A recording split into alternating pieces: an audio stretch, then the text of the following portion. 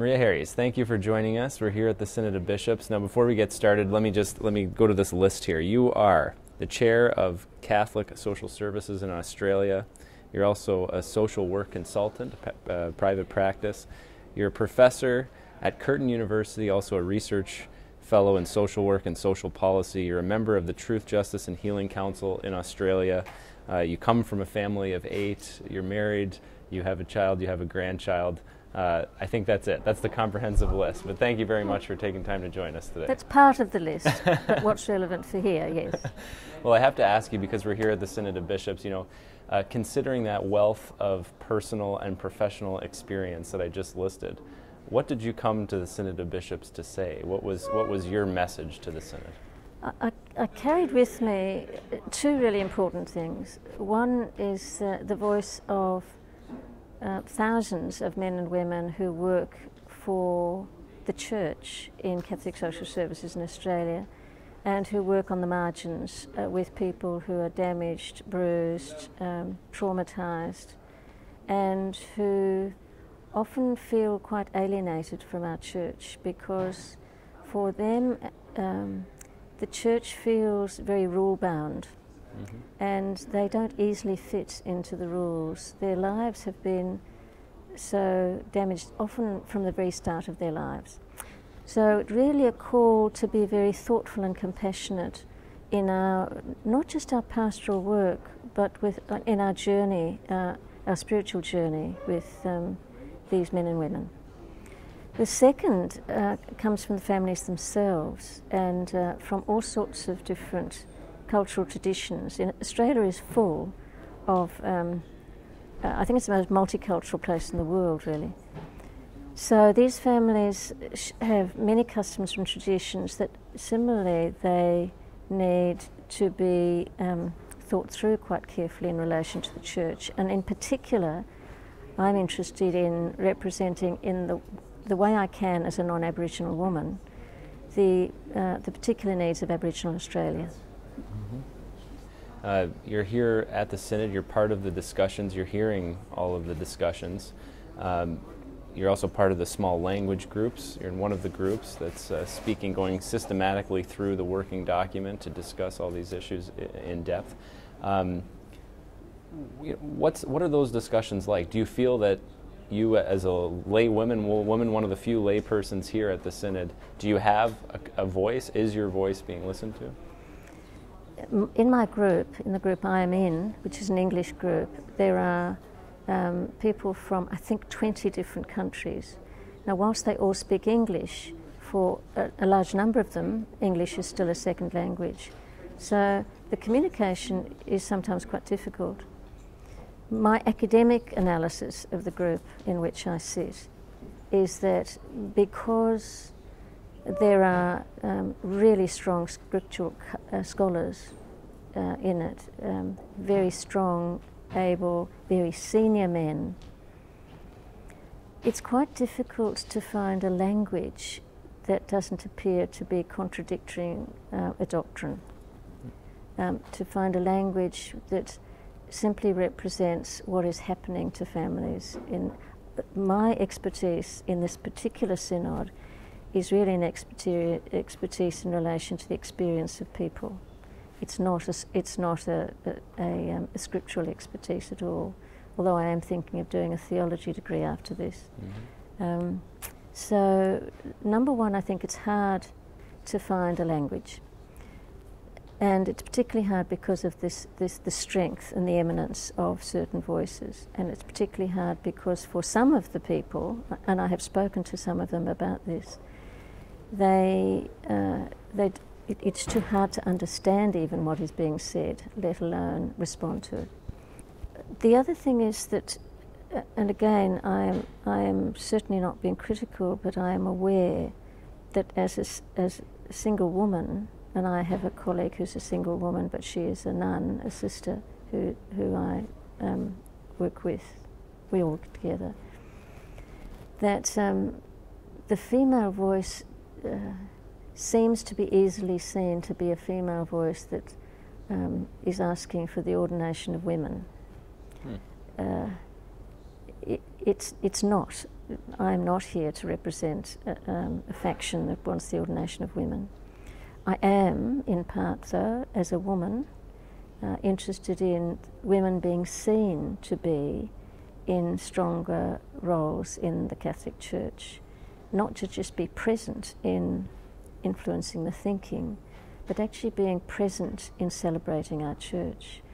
Interestingly enough, that's one of the main messages that Aboriginal men and women are sending via me in some way, that for Aboriginal people, the absence of women in the celebration of anything except men's business is really not tolerable.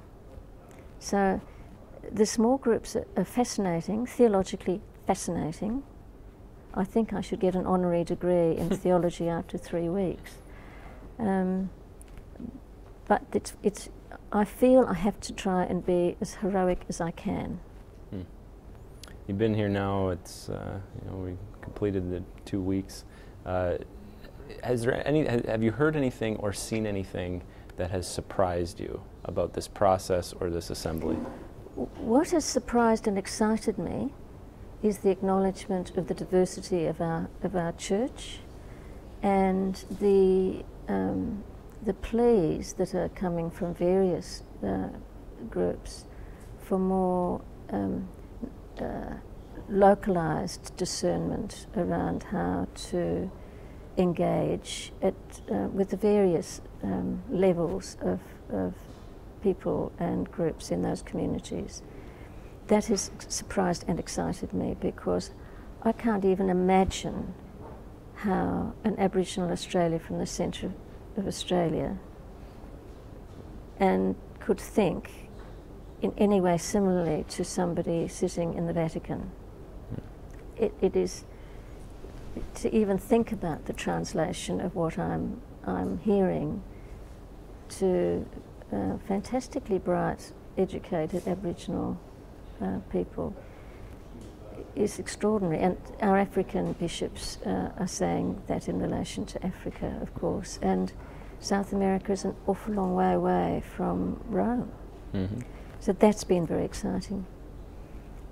I think the other exciting thing is the preparedness to listen to diversity, not necessarily with the intention of representing it regionally, but just the moments. And one, for example, that I've been impressed by, and I shouldn't be surprised that it's been accepted, but I'm delighted, is the significance of violence within families and the need to acknowledge how to deal with that. I mean, we say, and I absolutely accept, marriage is sacred. But I have worked with women and men, but mainly with women, for whom it is they are likely to die if they remain in their marriage. And indeed, one woman I worked with, she'd had both her legs broken twice by her husband of many years, and one of them, the last time, was in front of her 2 little children. And she was going back to him because she was a very strong Catholic. And I said to her before she left hospital, I just wondered if she could explain to me why, in going back to her husband, what would happen if she died.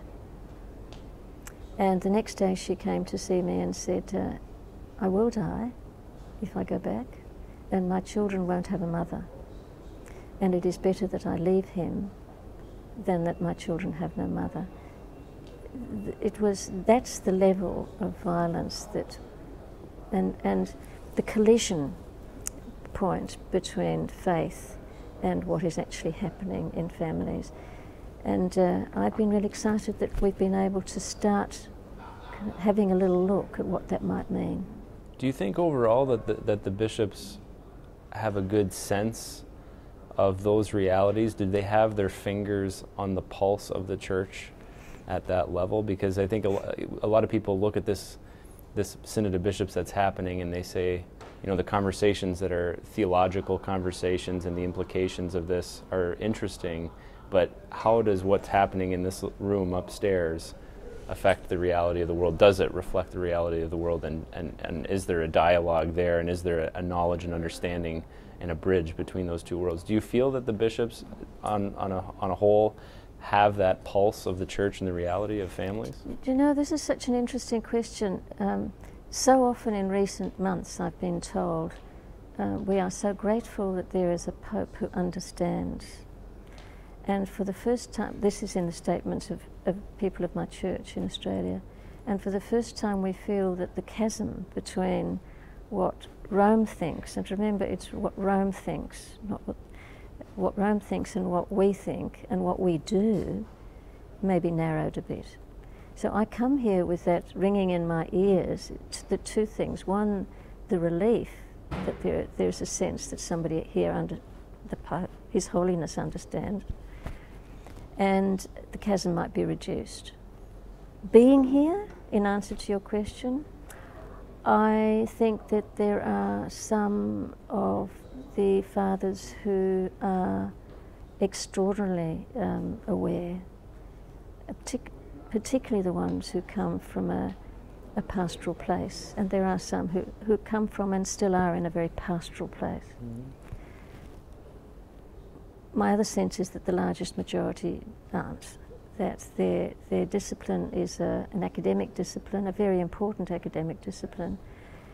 And I think that's why it's very important that we have a voice, we women who, and not we women who have been there or who are there, but who have on our shoulders, as I feel I have on my shoulders, the people who are working with the messiness, the hands-on people who have written.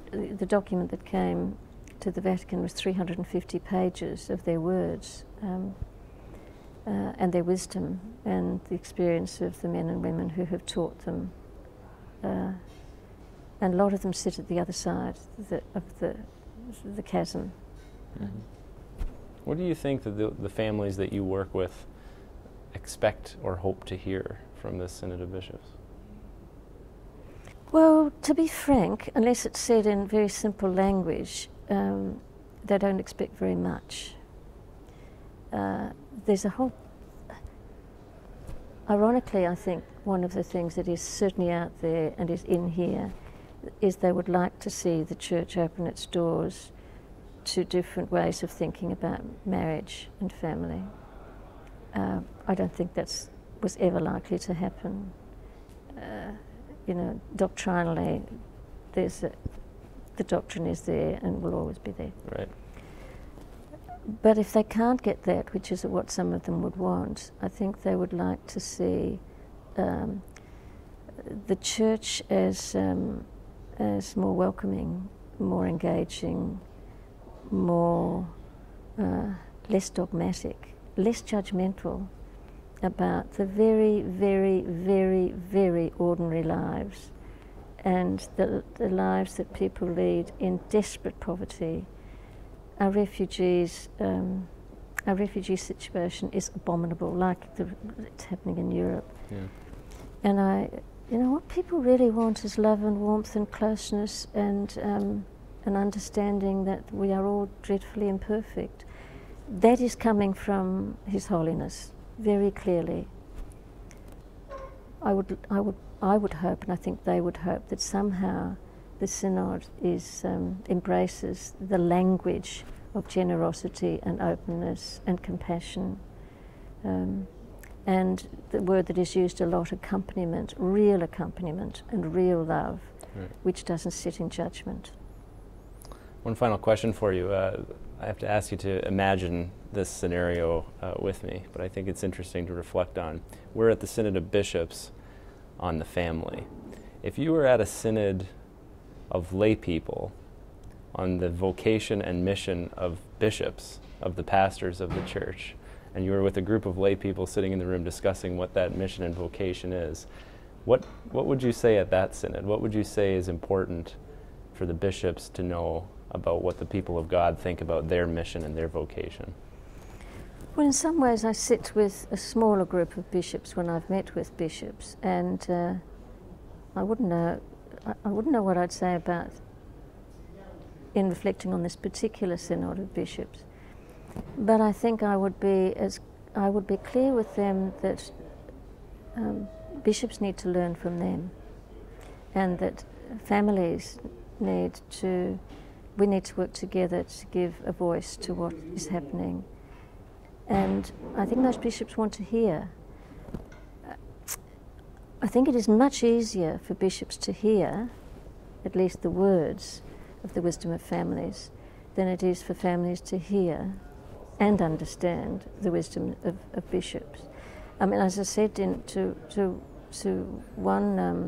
the group, the language of the Synod and the language of Rome, the Vatican, is incoherent to most people.